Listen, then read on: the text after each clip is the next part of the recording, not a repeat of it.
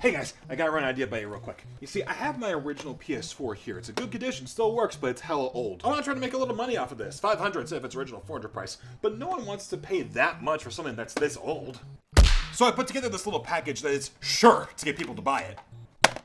I'm also selling it with a copy of Metal Gear Solid 5 Ground Zeroes. Cool game, good ideas, but it was hella undercooked and honestly just a test drive for something even better. With this combination, people are bound to pay more money for this. I mean, that's exactly what I did when I bought Super Mario 3D World plus Bowser's Fury. I have a compulsive spending problem.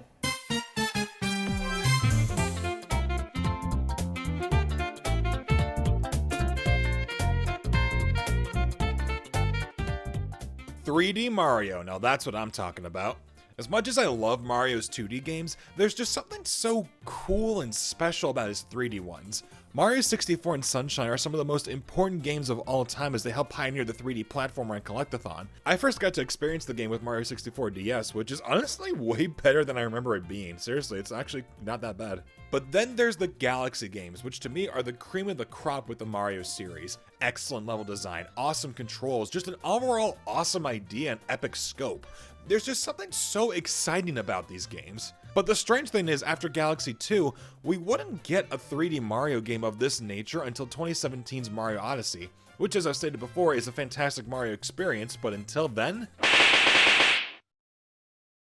Man, that was a long 7 years. Yeah, the Wii U era wasn't exactly, well, liked, but if there was one series that I felt suffered the most throughout it, it would strangely enough be Mario. Not in terms of numbers, because there were a lot of Mario games that came out during this time, but that's the problem, there were almost too many of them. The brand felt tired and oversaturated, as if the Wii U was relying on Mario to keep it alive, but that made it a whole lot more difficult to give these games new ideas instead of relying on old ones. It honestly felt like the direction games like New Super Mario Bros. Were taking just kind of became the status quo for the series. The most interesting thing to come out during this was Super Mario 3D Land, which is a fine game, but was more just a fun generic Mario game that you could play on the go. It wasn't really that big at all. When news that a 3D Mario game was coming to the Wii U, people were excited, as this was what fans really wanted to see. A game that would justify owning the Wii U. Then the first E3 trailer comes around, and...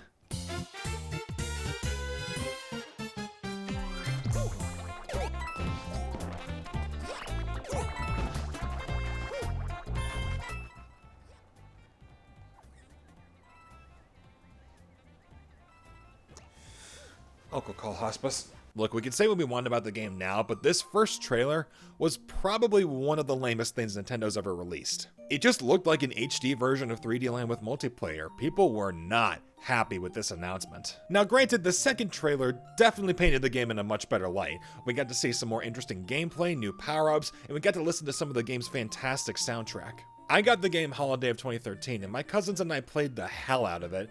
We loved playing New Super Mario Bros. Together, and it just seemed like the perfect game for us. I was pretty hooked on this game for a while too, even doing a complete 100% run, which was pretty fun. The version I'm going to be looking at now is the re-release on the Nintendo Switch, Super Mario 3D World plus Bowser's Fury. This was announced alongside the 3D All-Stars collection, which came out in September of 2020 for Mario's 35th anniversary. Kind of lame that these were the only major releases, but I'm not going to harp on it too long since I only really want to talk about this game. The trailer for this version starts off alright, it looks like it's just a simple port, nothing fancy, and then suddenly...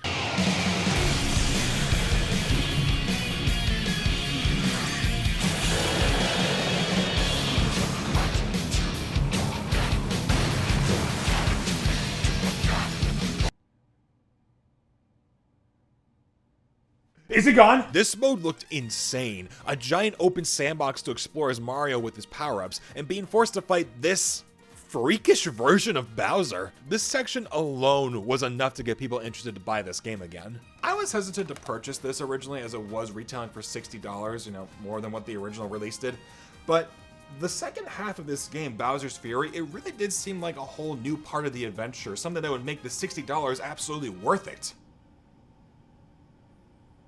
Wishful thinking. I should probably give this game another go around. So this is Super Mario 3D World. So when you start up this version, you are suddenly met with this select screen. Kind of jarring since there's no fade in or cutscene, it just sort of appears. You get to choose between 3D World and Bowser's Fury, which is the coolest looking before and after image. Pick 3D World, it's all happy and calming. Pick Bowser's Fury.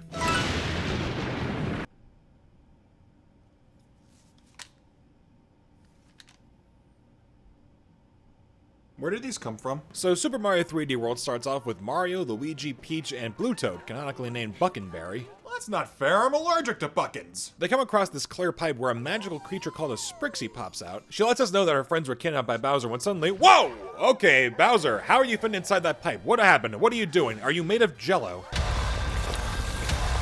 He kidnaps the final Sprixie and leaves, resorting to us chasing him into this different world. Now it's up to us to travel through each world, free each Sprixie, and beat Bowser. And that's about it. Pretty standard stuff for Mario, nothing too out there and crazy. Honestly, I think it is somewhat refreshing that the one getting kidnapped isn't Peach, so she gets to join us on the adventure. But the core plot is essentially the same. But speaking of that, yeah, you actually have more than just Mario to play as in this adventure, as you can play as Luigi, Buckenberry, and Peach, with each of them having their own unique abilities. Mario is kind of like the jack of all trades. There's no big advantages or disadvantages to playing as him. Luigi has a higher jump, but his traction on the ground is a lot more slippery. Buckenberry has the fastest running speed, but his jump is the shortest. Peach has the slowest running speed, but she has the ability to hover in the air for a short amount of time. Peach ended up being my favorite character to play as the slow speed wasn't really that noticeable and the hover was a damn lifesaver. Luigi ended up being my least favorite. The higher jump is nice, but there aren't really any areas where it's particularly useful, and his traction ended up being more of a hindrance than I would have liked it to be. But the nice thing is that there is something to like in each character, as you can choose between any of them before a stage starts. Whatever playstyle you prefer, the game has an option for you, which is honestly a really nice touch. Now that's all fine and good, but how about the gameplay and levels? How do they stack up in this game? What the f***?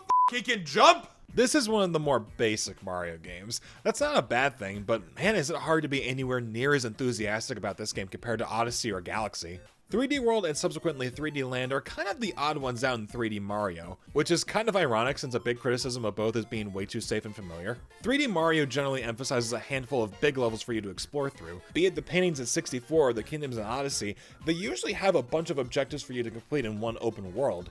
Even something more linear like Galaxy still has that large explorative level as its main core.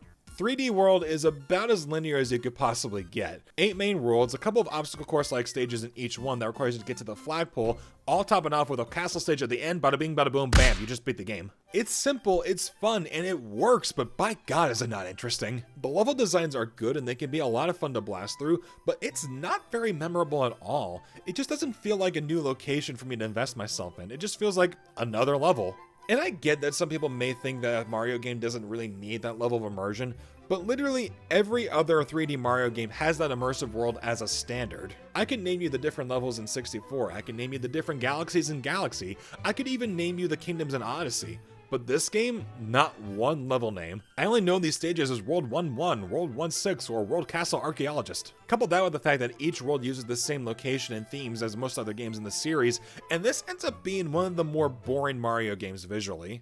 Now the nice thing is that the level tropes aren't entirely tied down to the world you're in. Some are, but most tend to shake things up, like how World 3.5 is a beach level in an ice world, or how World 3.6 is themed after Mario Kart. So the visuals do change on a consistent basis. And in all honesty, the game does look really nice. The colors pop well, some of the lighting effects can look really gorgeous on occasion, but there is the occasional hiccup. The Savanna levels had some really terrible pop-in the original game, and yeah, that hasn't really been fixed in this version. And I think the Switch port does have some optimization issues. I counted a few times in my playthrough where the frame rate dropped, but I can't really say for certain that that's this version's fault. Now, whenever the game decides to do something new, I feel that's when it shines the most. The power-ups in this game are awesome, especially the new Cap Bell. It allows you to climb up certain walls to reach new areas. You can also do a dive attack and swipe at enemies up close. Not sure why Mario was yellow though, I don't know, I think it'd make a lot more sense if he was red. It's really cool seeing some of these characters with power-ups for the first time. I especially love Peach's Fire Flower outfit. The Double Cherry is a new item which gives you a clone and it keeps adding more the more you collect. It makes you wonder who is truly the real Mario. Who do I shoot? There are also these levels where you are placed in control of Captain Toad, where you have to locate these 5 green stars in order to win. These are small puzzle levels. You can't jump, so you have to find your way to traverse around the level on foot. These aren't the deepest thing in the world, but they do their job well enough, and I hear Captain Toad's own game, Treasure Tracker, expands on this idea way more. The occasional new location is pretty sweet. I really love the way World Bowser looks and how it's just a giant theme park. Peach's expression here is me right now. I am Peach and Peach is me. Oh God. The final boss against Bowser is pretty cool, as it's just one big platforming challenge, and oh, Bowser's turned into a furry. Oh, dear God. Oh, okay, yeah, no, we gotta pow this guy out of here.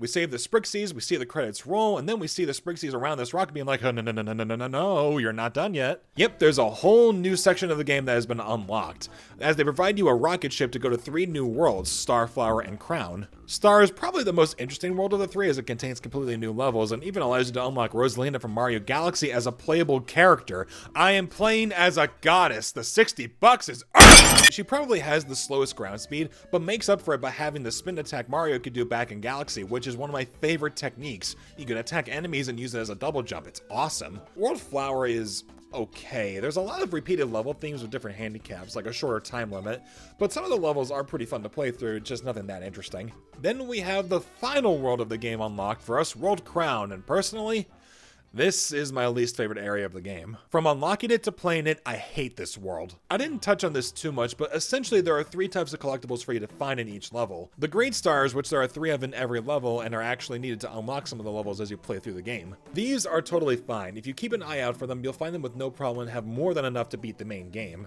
Then there are the stamps, which there are only 1 of in each level. These are fine too, but some of them can be kind of a pain in the ass to get. Some take you on a path that forces you to miss a green star, which unfortunately means you gotta replay the level if you want to get another chance at that star. And then there are some hidden under these buttons, which requires a specific character to activate.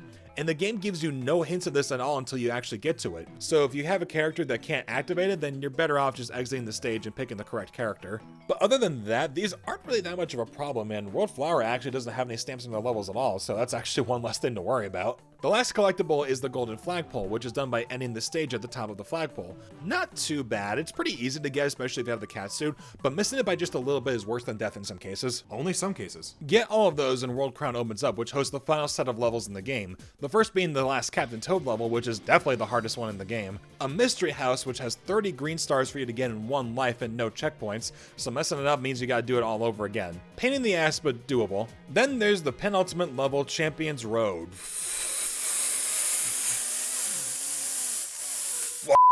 This level. This is such a steep difficulty spike compared to the other levels in the game. So many tight jumps, strict timing, no checkpoints, no power-ups, and the final section is so visually cluttered. You can't see what's going on. I'm on dash panels being propelled forward with 5 shockwaves being blasted at me. Do you think this is enough? I spent an hour and a half on this level, and after my final attempt, I just gave up. I was tired, not having fun, and I already beat this on my original save file, so I have nothing left to prove, and this was on single player. Yeah, just like New Super Mario Bros, you can have up to 4-player co-op, and just like New Super Mario Bros, it's chaotic, wasn't built for it, and honestly stupidly fun. I couldn't record any 4-player multiplayer footage, but just take my word for it that it's fun. But don't expect to be productive while doing so. Especially on Champion's Road. This thing is nearly impossible with 4 players, I swear to God. The Switch version also added online play, which is pretty cool. None of my friends have the game at the moment, so I couldn't really test it. From what I can tell, it does seem to work okay, but does have the random spout of bad lag once in a while, so best keep that in mind whenever you buy this. So that's Super Mario 3D World. It looks like Mario and tastes like junk food. Don't get me wrong, this game is totally fine, but compared to other 3D Mario games, especially Odyssey and Galaxy, it really feels shallow and basic by comparison. It is still quality, but I'm nowhere near as invested with this game as I was when I was 14, and having it be re-released on the Switch really brings forth a lot of those issues. But that's not the only game we have on here, as we do have the big selling point of this port in particular, that being Bowser's Fury. And in saying that out loud, when a game's biggest selling point is another game that's bundled in, why not just make the separate game? Bowser's Fury starts off with Mario getting sucked into another world through some paint, and honestly, that's not even the weirdest thing I've said this week. We explore a little bit, find some coins, big footprints, and...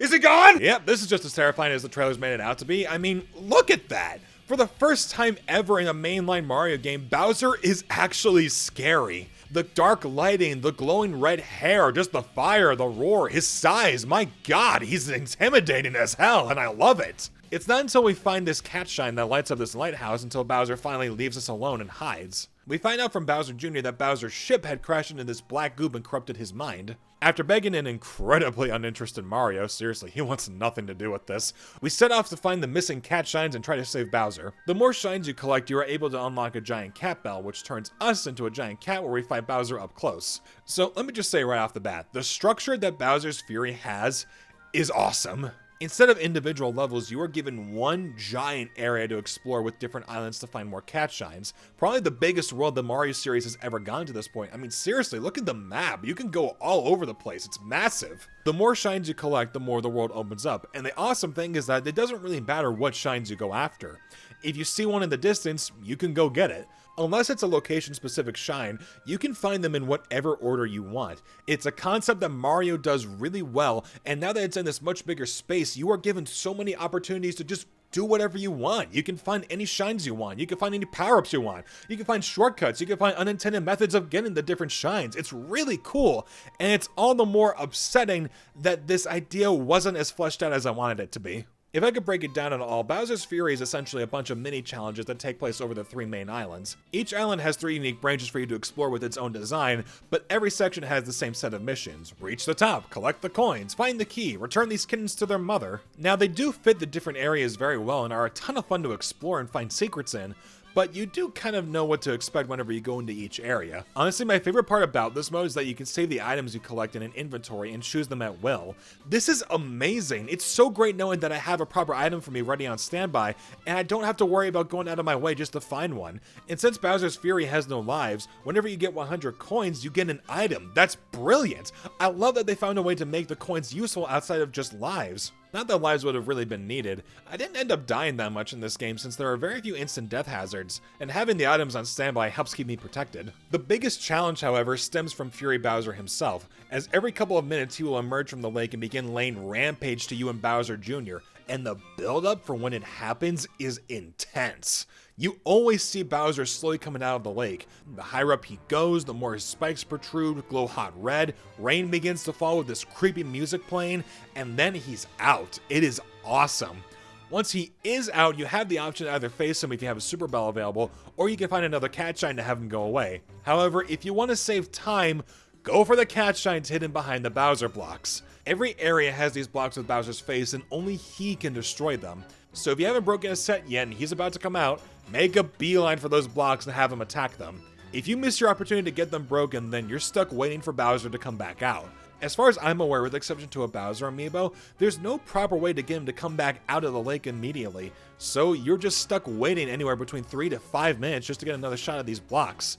I will say it is an interesting idea to adjust your strategy of what shines you decide to get to match when Bowser comes out, but if you're like me and prefer clearing house before moving to the next area, then you're stuck waiting in between each shine. Now this was probably my fault for doing it this way, but when the entire structure of the game focuses on you playing however you want, it's kind of soul-crushing to realize that your preference isn't going to work. That's only a problem, however, if you're going for 100%. I think you'll only need about 40 shines in order to face the final boss.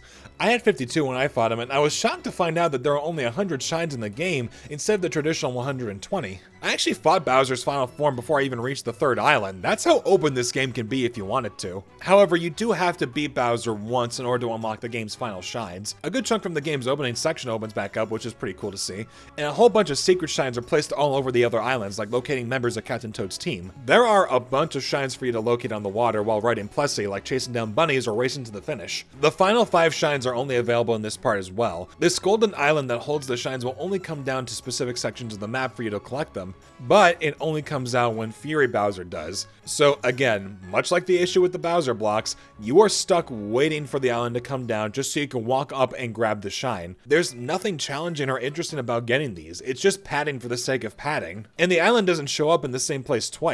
So if you're in a section where the island isn't, you gotta book it to that island, otherwise you're stuck waiting again. Now on the plus side, you are given the ability to warp to each area during the post game, which does save a lot of time getting to the locations, but it doesn't end up helping that much on the whole waiting problem. The new final fight against Bowser is pretty cool. I really dig the white flames. The fight is the same, but the attacks are a lot faster and more aggressive, so it's good to exercise caution on this one whenever you can. This holds true for the final Plessie section, as the stuff to dodge is way more ramped up, but it's honestly a really cool way to end the game in my opinion. It's really epic.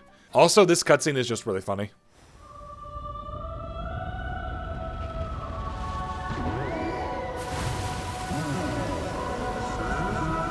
So we save the day, Bowser and Bowser Jr. bark at Mario, he honestly could not care less and becomes the mother of these kittens. Are you my Mario? And for getting 100%, you get a nice little painting courtesy of Bowser Jr. Aw, that's cute. I'll put it on the kids menu. And that is the entirety of Super Mario 3D World plus Bowser's Fury. And all in all, it's pretty good. I do wish Bowser's Fury was a bit more interesting and a bit more fleshed out so it could really expand on its ideas, but put them both together and you get a pretty fun experience. So fun, in fact, that I almost forgot it's $60. I said almost. Alright, let's address the elephant in the room. This port has absolutely no right to cost $60, even with Bowser's Fury as a part of it. This is a port of an almost 8-year-old Wii U game that retailed for $50. And what does this version add? Not improved graphics, choppier frame rates, colored in stamps, online multiplayer that doesn't seem as reliable as it should be, and an extra game mode that is cool, but is a fair bit underdeveloped and honestly should have just been its own game. All of this being said, this should cost at most $40. And the reason I'm being so hard on this game is because I recently just started playing the Crash Insane Trilogy and Spyro Reignited Trilogy. These are 3 games remade from the ground up with some of the most beautiful graphics I think I've ever seen in a game, all bundled on one disc and sold for $40 at launch. Even something as basic and bare as 3D All-Stars, at least I could see the argument that 64 Sunshine and Galaxy together would cost $60, but this has no excuse. If you already own the original on Wii U, there's really no reason to get in this now. I'd say wait for a price drop, but yeah, no, that's not gonna happen.